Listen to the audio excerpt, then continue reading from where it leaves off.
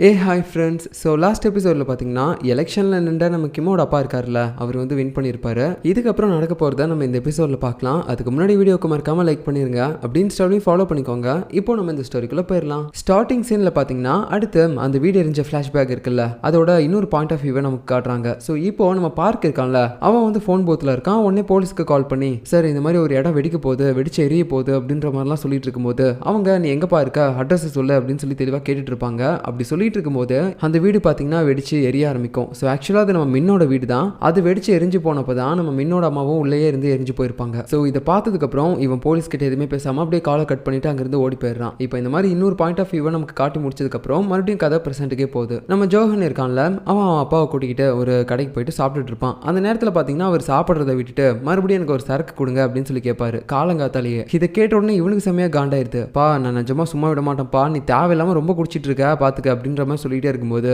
அவர் பார்த்தீங்கன்னா அந்த பாட்டிலே ஓப்பன் பண்ணி குடிக்க போயிடுறாரு. அந்த நேரத்தில் பார்த்தீங்கன்னா இவனே கழட்டி ஓப்பன் பண்ணி ஊற்றி கொடுத்து, இங்கே பாரு நீ மட்டும் இப்போ அந்த கிளாஸில் இருக்க சரக்கு குடிச்சுன்னு வச்சுக்கோயேன், நான் உனக்கு புள்ளையே இல்லை பார்த்துக்கோ அப்படின்ற மாதிரி சொல்லிட்டு அவன் பாட்டுக்கு சாப்பிட்டுட்டு இருப்பான். அப்படியே சைடு பார்வையில் பார்த்துட்டு இருக்கான், அப்பா குடிக்கிறாரா இல்லையா அப்படின்னு சொல்லிட்டு. அப்படி அவன் பார்த்துட்டு இருக்கும்போது அவனோட அப்பா பார்த்தீங்கன்னா அதை எதுவுமே குடிக்காம அவனுக்கு சாப்பாடு எடுத்து கொஞ்சம் வச்சுட்டு இருக்காரு. நல்லா சாப்பிடு, ஆறி போயிட போகுது அப்படின்னு சொல்லிட்டு. ஸோ அப்படின்னா அவர் குடிக்கல போல அவரோட பையன் சொன்னதை கேட்டு. இப்போ அடுத்து நம்ம பார்க்க பார்த்தீங்கன்னா அவன் பேரண்ட்ஸோட சேர்ந்து சர்ச்சுக்கு வந்திருப்பான். அப்போ சர்ச்சில் இருக்கக்கூடிய ஃபாதர் வந்து சொல்றாரு, அடிக்கடி வாப்பா வந்து இங்கே சர்ச்சில் ப்ரே பண்ண, உனக்கு நல்லதே நடக்கும் அப்படின்ற மாதிரி சொல்லும்போது, அப்படியா ஃபாதர், ஆனால் என்னோட பேரண்ட்ஸ் விட மாட்டாங்கன்னு நினைக்கிறேனே அப்படின்ற மாதிரி அவன் இந்த இடத்துல ஓப்பனாக பேசும்போது அந்த ஃபாதரும் பார்த்தீங்கன்னா அப்படியே ஒரு மாதிரி ரெண்டு பேரையும் பார்த்துட்டு இருக்காரு. ஸோ இதனால ஒரு மாதிரி எம்பாரசிங் ஆயிடுது, என்னடா இது நம்மளை பற்றி இப்படி ஓப்பனாக சொல்லிட்டானே அப்படின்னு சொல்லிட்டு இந்த பேரண்ட்ஸும் பார்த்தீங்கன்னா காரில் போகும்போது பார்க்கு கிட்ட பேசிட்டு இருக்காங்க. ஏன் இப்போ பார்க்கு என்னதான் இருந்தாலும் எங்களை பற்றி நீ அப்படிலாம் சொல்லக்கூடாது புரியுதா அப்படின்னு சொல்லும்போது, நான் எதுவும் தப்பாக பேசலையே, நான் உண்மையாக தான் பேசினேன் அப்படின்னு சொல்லிட்டு அவனும் பார்த்தீங்கன்னா ஃபோனில் யாருக்கோ சேட் பண்ணிட்டே பேசிட்டு இருக்கான். அதுக்கப்புறம் பார்த்தீங்கன்னா வீட்டுக்கு போனதுக்கப்புறம் நைட்டு டின்னர் சாப்பிடுவாங்க. ஆனால் அந்த நேரத்தில் கூட இவன் வீட்டில் சாப்பிடாம நான் என் ஃப்ரெண்டு கூட வெளியே போய் சாப்பிட போகிறேன் அப்படின்னு சொல்லி கிளம்புவான். அவனோட அம்மாவும் தடுத்து நிறுத்த பார்க்குறாங்க. ஆனால் இவன் பார்த்தீங்கன்னா அது எதுவுமே கேட்காம வெளியே போயிடுறான். ஸோ நம்ம பார்க்க வர வர வேணும்னே பார்த்தீங்கன்னா அவனோட பேரண்ட்ஸ்க்கு பிடிக்காம நடந்துக்கிற மாதிரியே தெரியுது. அப்புறம் இவன் வெளியே போய் பஸ் ஸ்டாப்பில் உட்காந்துக்கிட்டு அவனோட சீக்ரெட் ஃப்ரெண்டு ஒருத்தர் இருக்கான்ல, அவங்ககிட்ட வந்து கால் பண்ணி பேசிட்டு இருக்கான். நீ சொன்னது தான் கரெக்டு, நான் இப்போலாம் நானாக இருக்கிறேன், அவங்களுக்காக என்னை நடிச்சுக்கிட்டு நான் வேற ஒரு கேரக்டராக வாழலை, எனக்கு இந்த மாதிரி வாழ்றது தான் பிடிச்சிருக்கு. அம்மா நீ எங்கே வந்துட்டு இருக்க, வந்துட்டியா அப்படின்னு சொல்லிட்டு அவன் சைடில் திரும்பி பார்த்து அந்த சீக்ரெட் ஃப்ரெண்டுக்கு கை காட்டிட்டு இருக்கான். அது யாருன்னு தெரியல. இப்போ அப்படியே கட் பண்ணி அடுத்து நம்ம ஜே இருக்கான்ல, அவன் வந்து அவனோட ஃபோனில் ஏதோ ஒன்று பார்த்துட்டு இருக்கான், ட்ராக் பண்ணிட்டு இருக்கான் போல. ஸோ யாரை ட்ராக் பண்ணுறான் அப்படின்னு பார்த்தீங்கன்னா நம்ம மின்ன தான். எதுக்காக அப்படின்னு தெரியல, ஆனால் இவன் ஸ்டார்டிங்ல இருந்து நம்ம மின்ன வந்து இப்படி ட்ராக் பண்ணிட்டு தான் இருக்கான். அதை நம்ம ஃப்ளாஷ்பேக் சீன்ஸில் கூட பார்த்துருப்போம். ஸோ இப்போ நம்ம மின் பார்த்தீங்கன்னா ஒரு லாக்கர்ஸ்லாம் இருக்குல்ல, அந்த மாதிரி ஒரு இடத்துக்கு தான் வந்திருக்கான். எதுக்காகனா லாஸ்ட்டாக அந்த மார்க் அப்படின்ற ஒருத்தர் இறந்து போயிருப்பார்ல, அவரோட காரை கூட நம்ம ஜியானோட வீட்டுக்கு முன்னாடி நிறுத்தி வச்சிருப்பாங்க. ஸோ அந்த காரோட ட்ராயரில் ஓப்பன் பண்ணி பார்க்கும்போது ஒரு சாவி இருந்திருக்கும்ல, அந்த சாவி எடுத்துட்டு தான் இப்போ இவன் வந்திருக்கான். வந்துட்டு அந்த சாவியை பார்க்கும்போது அதில் 8ஆம் நம்பர் போட்டிருக்கோம். ஸோ 8ஆம் நம்பர் லாக்கருக்கான சாவி தான் இது அப்படின்னு யோசிச்சுட்டு இவன் அந்த 8ஆம் நம்பருக்கான லாக்கரை வந்து ஓப்பன் பண்ண போவான் இந்த சாவியை யூஸ் பண்ணி. பட் அது ஓப்பனே ஆகலை. அதுக்கப்புறம் பார்த்தீங்கன்னா இவன் நைட்டு அவனோட ரூமுக்கு போயிட்டு இன்னைக்கு ஒரு லாக்கரை ஓப்பன் பண்ண ட்ரை பண்ணி ஓப்பன் பண்ண முடியாமல் போயிருக்கும்ல, அந்த லாக்கர் இருந்த இடத்த வந்து இவன் அடிச்சு விடுறான். ஸோ இந்த மாதிரி தான் இவன் இந்த மேப்பில் வந்து பார்த்துட்டு ஒரு இடத்தையும் அடிச்சு விட்டுட்டே இருக்கான். எதுக்காகனா இதே மாதிரி தான் அந்த காரோட ட்ராயர்லேருந்து எடுத்த சாவியை இவன் நிறைய இடங்களுக்கு போயிட்டு அந்த இடத்துல இருக்கக்கூடிய லாக்கர்ஸை ஓப்பன் பண்ண ட்ரை பண்ணியிருக்கான். பட் அந்த இடத்துலலாம் ஓப்பனே ஆகலை. அந்த மாதிரியான இடங்கள்ல தான் இப்போ வந்து இவன் அடிச்சுக்கிட்டு இருக்கான். ஸோ எதுக்காக இந்த மாதிரி பண்ணுறான்னா, அந்த ஜாக்குன்றவன் ஏதோ ஒரு விஷயத்த மறைச்சிருக்கான், அது என்னன்னு சொல்லி நம்ம கண்டுபிடிக்கணும் அப்படின்னு சொல்லி தான் இவனுக்குள்ள ஒரு எண்ணம் இருக்கு போல. அதுக்காக தான் இந்த மாதிரி பண்ணிட்டு இருக்கான். ஏன்னா அந்த ஜாக்கும் பார்த்தீங்கன்னா இவன் அம்மா கூட சின்ன வயசுல ஒன்னா படிச்சவர் தான். இப்போ கட் பண்ண அடுத்த சீன்ல நம்ம பார்க் இருக்கான்ல, அவன் வெளியே போய் அவனோட ஃப்ரெண்டை அவனோ ஒருத்தனை மீட் பண்ணிட்டு மறுபடியும் வீட்டுக்கு வந்திருக்கான். வீட்டுக்கு வந்து அப்படியே குளிக்கலாம்னு சொல்லிட்டு அவனோட டிஷர்ட்டை கழட்டும் போது அப்படியே அவனோட உடம்பு முழுக்க வெறும் கீரலா இருக்குது. ஸோ இது இவனுக்கு எப்படி ஆச்சுன்னு சொல்லி ஒண்ணுமே புரியல. இப்போ கட் பண்ணா அடுத்த நாள் காலையில நம்ம கிம்மு பார்த்தீங்கன்னா பிரின்சிபல் ரூம்ல தான் இருப்பான். அந்த செடிக்கு வந்து தண்ணி ஊத்திட்டு இருப்பான். அந்த நேரத்தில் அந்த பிரின்சிபல் வந்துட்டு, என்னப்பா தண்ணி கீழே வடிஞ்சு ஓடிட்டு இருக்குது, அதை கூட பார்க்காம நீ ஊத்திட்டு இருக்க அப்படின்னு சொல்லும்போது, ஐயோ சாரி சார் நான் அதை பார்க்கல அப்படின்னு சொல்லிட்டு இவன் தண்ணியெல்லாம் தொடச்சிட்டு இருப்பான். அதுக்கப்புறம் என்ன யோசனையில் இருந்தா அப்படின்னு சொல்லி கேட்கும்போது இவனும் சொல்ல ஆரம்பிக்கிறான், சார் ஆக்சுவலாக உங்களுக்கு மின்னோட அம்மாவை பற்றி தெரியும்ல, அவங்க எப்படிப்பட்டவங்க அப்படின்னு சொல்லி இவன் கேட்கும்போது இவருக்கு ஒரு மாதிரி ஷாக் ஆயிடுது. என்ன நீ அவங்கள பற்றிலாம் கேட்குறா, அதுவும் இல்லாமல் அவங்க இந்த ஸ்கூலில் படித்து பல வருஷங்கள் ஆயிடுச்சு, எனக்கு அவங்கள பற்றிலாம் எதுவுமே தெரியாது, வேணும்னா அவங்க அப்பா கிட்ட கேட்டு பாரு, அவரு அவங்க கூட க்ளோஸாக தான் இருந்தாங்க, தெரிய வாய்ப்பு இருக்குல்ல அப்படின்னு சொல்லும்போது, என்னோட அப்பாலாம் அதை பற்றி பேச மாட்டாங்க சார் அப்படின்ற மாதிரி சொல்லிட்டு இருக்கான். அதுக்கப்புறம் பார்த்தீங்கன்னா ஸ்கூலுக்கு வெளியில் பிரின்சிபல் நிற்பாரு. யார் யாரெல்லாம் உள்ளே வராங்க அப்படின்னு சொல்லி பார்த்துட்டு இருக்கும்போது நம்ம மின்னும் உள்ளே வந்துட்டு இருப்பான். அப்படி வரும்போது நம்ம மின்னோட அம்மா இருக்காங்கல்ல, அவங்கள பற்றின ஒரு ஃப்ளாஷ்பேக்கை நம்ம பிரின்சிபல் இந்த இடத்துல நினச்சி பார்க்குறாரு. அது என்னன்னா, நம்ம ஆளுங்க 7 பேருமே சேர்ந்து இப்போ ப்ரெசென்ட் லைஃப்பில் ஒரு ஸ்டோர் ரூமை வந்து க்ளீன் பண்ணி வச்சிருப்பானுங்கல்ல, அந்த ஸ்டோர் ரூமில் நம்ம மின்னோட அம்மா இருந்திருப்பாங்க. அப்போ அவங்கள பார்க்கறதுக்காக பிரின்சிபல் போயிட்டு ஏதோ பேசிட்டு இருந்திருப்பாங்க. ஆனால் மின்னோட அம்மா பார்த்தீங்கன்னா ரொம்ப கோவத்தோட ஏதோ சொல்லிட்டு இருக்கும்போது இவர் வந்து அப்படியே அவங்களோட தலையில வந்து கை வைக்கிற மாதிரி தெரியுது. ஸோ இந்த இடத்துல இந்த பிரின்சிபலோட இன்டென்ஷன் என்ன, இவர் தப்பா நடந்துக்க ட்ரை பண்றாரா அப்படின்னு சொல்லிட்டு நமக்கு ஒண்ணுமே புரியல. இப்போ கட் பண்ண அடுத்த சீன்ல நம்ம ஜங் இருக்கான்ல, அவன் மறுபடியும் பாத்தீங்கன்னா மயக்கம் போட்டு கீழே விழுந்துட்டான் போல. அதனால அவனோட தலையிலையும் அடிபட்டு இருக்கு. இது விஷயம் தெரிஞ்சுட்டு நம்ம ஜியான் பாத்தீங்கன்னா வேகமா அங்க போயிட்டு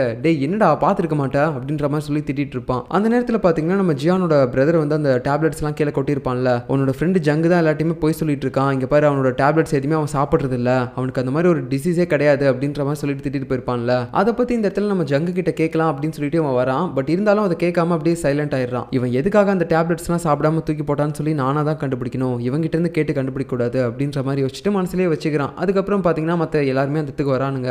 என்னடா ஆச்சு உனக்கு எதுவும் ஆகல, நல்லா இருக்கல அப்படின்ற மாதிரி பதட்டத்தோட கேட்டுட்டு இருப்பானுங்க. அந்த நேரத்தில் நம்ம கிம்மு பாத்தீங்கன்னா அங்க பக்கத்துல இருக்க பெட்ல உட்காரலான்னு சொல்லி போகும்போது திடீர்னு பாத்தீங்கன்னா நம்ம மின்னு கத்துறான். அதுக்கப்புறம் தான் தெரியுது அவன் அங்கதான் தூங்கிட்டு இருந்திருக்கான் போல. அதுக்கப்புறம் அப்படியே ஒரு மாதிரி வழியில எந்திரிச்சுக்கிட்டு டே பின்னாடி தட்டுங்கடா அப்பதான் வலி குறையும் அப்படின்ற மாதிரி சொல்லும்போது அவங்களும் வந்து தட்டிட்டு இருப்பானுங்க. இப்போ அடுத்து பிரேக் டைம்ல நம்ம ஜே இருக்கான்ல, அவன் வந்து ஒரு சாவியை வந்து போட்டோ எடுத்து குரூப்ல போடுவான், இதை பத்தி ஏதாவது கேட்பாங்க அப்படின்னு சொல்லிட்டு. ஆனா யாருமே எதுவுமே கேட்கல. இப்போ அதுக்கடுத்து பாத்தீங்கன்னா நம்ம ஜங்கு வாஷ்ரூம்ல இருந்துகிட்டு அவனோட கையில இருக்கக்கூடிய அந்த பேண்டேஜஸ் எல்லாத்தையுமே கழட்டுறான். அப்பதான் நமக்கு ஒரு விஷயமே தெரியுது, அவனோட கையில எங்கேயுமே சின்ன காயம் கூட இல்ல, இருந்தாலும் அவன் எல்லாத்துக்குமே பேண்டேஜஸ் போட்டிருக்கான். அதுக்கப்புறம் என்ன நினைச்சான்னு தெரியல, அந்த பேண்டேஜஸ் எல்லாத்தையுமே கழட்டி முடிச்சதுக்கு அப்புறம் மறுபடியும் ஃப்ரெஷ்ஷா இன்னொரு பேண்டேஜஸ் எடுத்து போடுறான் அங்கேயே. இதெல்லாம் எதுக்காக பண்றான் அப்படின்னு சொல்லி சுத்தமா ஒண்ணுமே புரியல.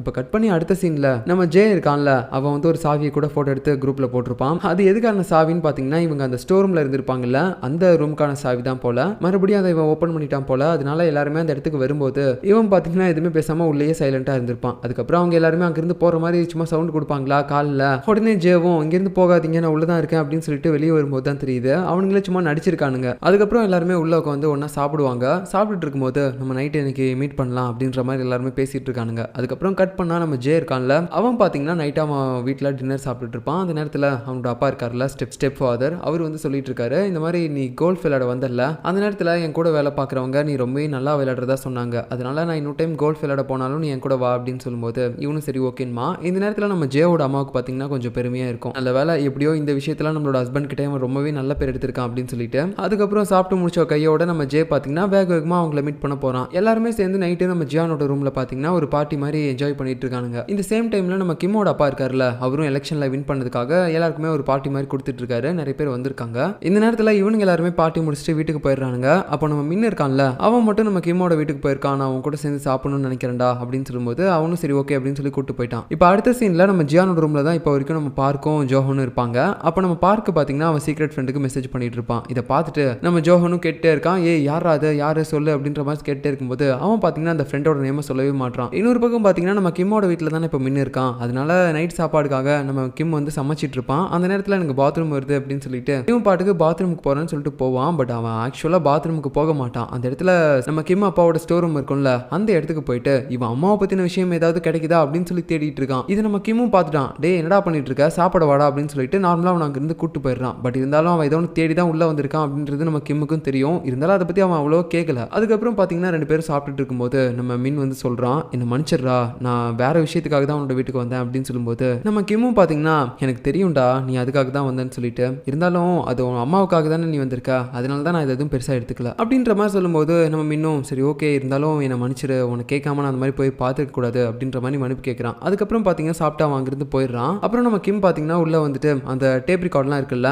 அதான் நம்ம மின்னோட அம்மா லவ் லெட்டர் மாதிரி கிம்மோட அப்பாவுக்கு எழுதி கொடுத்துருப்பாங்க அந்த டேப் ரெக்கார்டுக்குள்ள இருக்கக்கூடிய இந்த சின்ன பேப்பர்ல, அதுதான் வந்து இவன் பார்த்துட்டு இருக்கான். இந்த விஷயத்தை பத்திலாம் நம்ம மின் கிட்ட சொல்லலாமா வேணாமா அப்படின்னு சொல்லிட்டு இப்போ அப்படியே கட் பண்ணிட்டு அடுத்த நாள் காலையில நம்ம கிம் அவனோட அப்பா கிட்ட போயிட்டு, அப்பா உங்களுக்கு என்ஜூனா யாருன்னு தெரியுமா அப்படின்னு சொல்லி கேட்கறான். அதான் என்ஜூனா நம்ம மின்னோட அம்மா. இவரு பாத்தீங்கன்னா உடனே எனக்கு அந்த மாதிரிலாம் யாரையுமே தெரியாதுப்பா, யார் அது அப்படின்ற மாதிரி கேட்கிறாரு. ஸோ இவருக்கு எல்லாமே தெரியும், தெரிஞ்சுக்கிட்டே தெரியாத மாதிரி பேசிட்டு இருக்காரு. அவங்க ஸ்கூல் படிக்கும்போது இவர் கூடவே ஸ்காலர்ஷிப்க்கு செலக்ட் ஆனவங்க, அது மட்டும் இல்லாம இவர்கிட்ட வந்து ப்ரொபோஸ் பண்ணவங்க, அதுக்கப்புறம் இவர் ரிஜெக்ட் பண்ணது, இது எல்லாமே இவருக்கு தெரியும். தெரிஞ்சுட்டே எதுவுமே தெரியாத மாதிரி பேசிட்டு இருக்காரு. அதுக்கப்புறம் பாத்தீங்கன்னா நம்ம கிம் இதை பத்தி அவரோட அப்பா கிட்ட வேற எதுவுமே கேட்காம அப்படியே அங்கிருந்து வந்துடுறான். அதுக்கப்புறம் பாத்தீங்கன்னா நம்ம ஜோஹன் ஸ்கூல் முடிச்சுட்டு வெளியே போகும்போது யாரோ ஒருத்தன் அவனை கிராஸ் பண்ணி போறான். அது வேற யாரும் கிடையாது, நம்ம ஜியானோட பிரதர் தான். ஸோ அவன் யார் கூட ஃப்ரெண்ட்ஷிப் வச்சிருக்கான் அப்படின்னு சொல்லி பாத்தீங்கன்னா இதுக்கு முன்னாடி நம்ம ஜோஹன் ஒரு குரூப்பான ஆளுங்க திருடிட்டு போற மாதிரி பார்த்திருப்பான்ல, அந்த திருட்டு கும்பல் கூட தான் நம்ம ஜியானோட பிரதர் வந்துட்டு ஒரு ஃப்ரெண்ட்ஷிப்போட இருக்கான் போல. இதை தெரிஞ்சுக்கிட்டு உடனே பாத்தீங்கன்னா நம்ம ஜோஹனும் ஜியானுக்கு கால் பண்ணி டேய் உன்னோட பிரதர் பாடுறா மறுபடியும் அந்த திருட்டு கேங்கோட சேர்ந்துக்கிட்டான் அப்படின்ற மாதிரிலாம் சொல்லும்போது சரி ஓகேடா நான் பாத்துக்கிறேன் அப்படின்ற மாதிரி அவனும் சொல்றான். அவனுக்கு வேற பயங்கரமா ஃபீவர் இருக்கு போல, அதான் இன்னைக்கு ஸ்கூலுக்கே வரல. இப்போ அடுத்து நம்ம மின்னு பாத்தீங்கன்னா ஸ்கூல் முடிஞ்சதுக்கு அப்புறம் நம்ம ஜே இருக்கான்ல,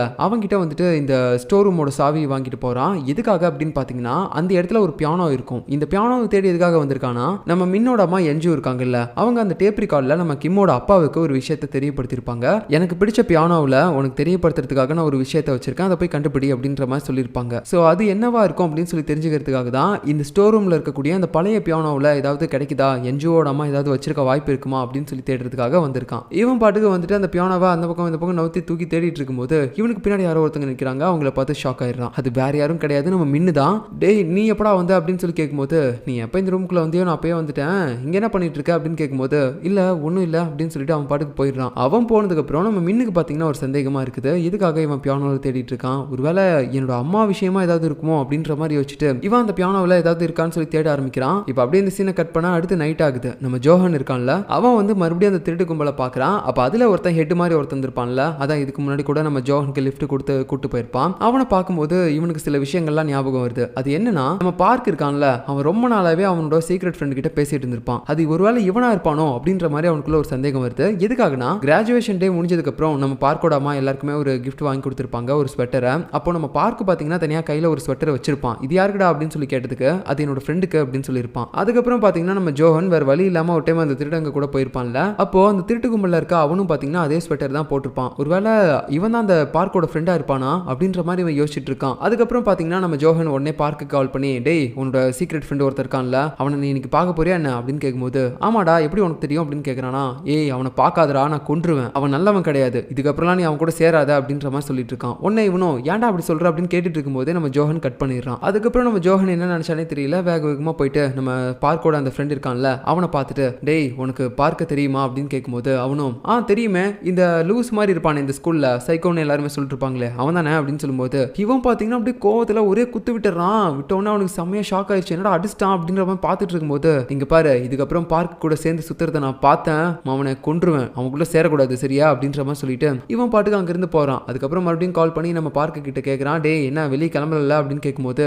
இல்லடா நான் என் ஃப்ரெண்டை பார்க்க தான் போயிட்டு இருக்கேன் அப்படின்ற மாதிரி சொல்றான். டே உனக்கு கொஞ்சமாவது அறிவு இருக்கா, நான் தான் அவனை பார்க்க போவாதன்னு சொன்னல, சரி இப்போ எங்க இருக்க அப்படின்னு கேட்கும்போது அவனும் ஒரு இடத்த சொல்றான். உடனே நம்ம ஜோஹன் அவனை தேடி ஃபாஸ்டா அங்க போறான். அதுக்கப்புறம் நம்ம பார்க்க கிட்ட கத்திட்டு இருக்கான், டே ஏன்டா சொன்னா கேட்க மாட்டா, இப்போ எதுக்காக நீ அவனை பார்க்க வந்தா, அவன் நல்லவன் கிடையாதுடா அப்படின்ற மாதிரி சொல்லிட்டு இருக்கும்போது, டே என்னடா வளர்ற, அவன் நல்லவன் தான், தா வந்துட்டான் பாரு அப்படின்னு சொல்லிட்டு அவன் கை காட்டிட்டு இருக்கும்போது நம்ம ஜோஹனும் அப்படி திரும்பி பார்க்கறான். பார்த்தா அது வேற யாரும் கிடையாது, அது நம்ம பார்க்கோட ரிஃப்ளெக்ஷன் தான். ஸோ நம்ம பார்க்குக்கு சீக்ரெட் ஃப்ரெண்ட் அப்படின்னு சொல்லி யாருமே கிடையாது, அவனே அவனோட இமேஜினரியான ஒரு பர்சனாலிட்டி கூட தான் பேசிட்டு இருக்கான் போல. இப்போ கட் பண்ணி அடுத்த நாள் காலையில பாத்தீங்கன்னா நம்ம மின்ன தான் காட்டுறாங்க.